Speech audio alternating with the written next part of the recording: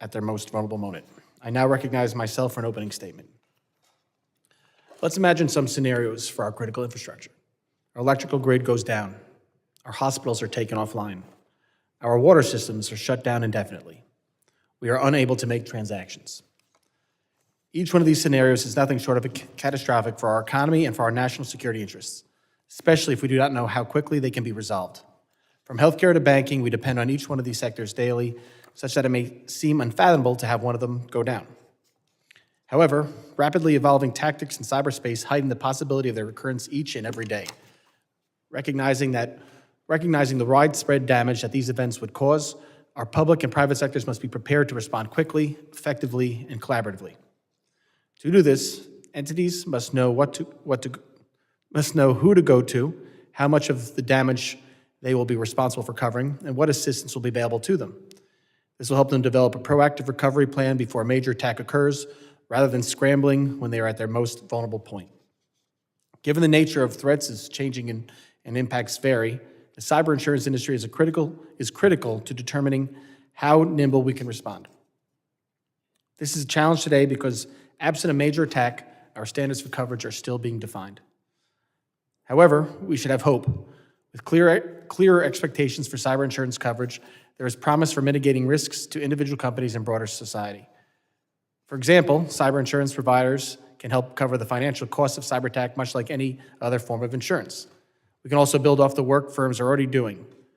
Currently, many firms provide cyber analytics for covered companies and look for potential vulnerabilities in advance of a cyber attack. Some also provide legal defense for any compromised data, while others have best practices and recommendations for resiliency that they provide to clients. We are here today to dig into these issues by exploring a range of scenarios to think through the development of the standards.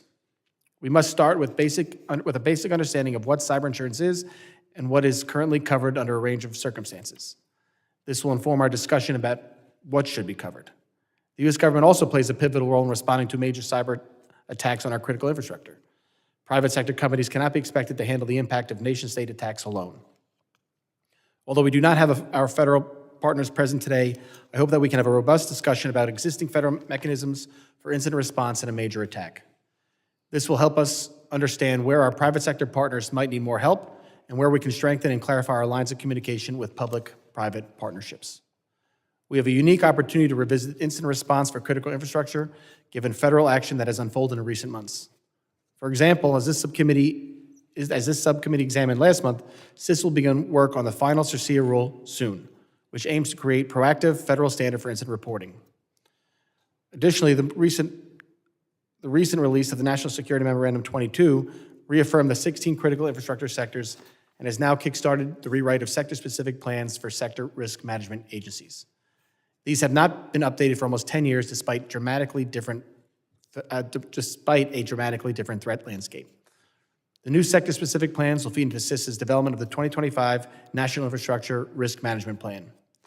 This hearing is a good opportunity to examine how the sector risk management agencies manage collective risk and how CISA executes its role as national coordinator. I want to thank our witnesses for being here to help us understand the complex cyber threat landscape against our critical infrastructure sectors and how the cyber ecosystem, government owners and operators, insurance providers, and others can improve their coordination and collaboration.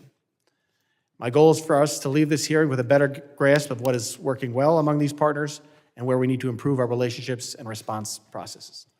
I now recognize the ranking member, the gentleman from California, Mr. Swalwell, for his opening statement.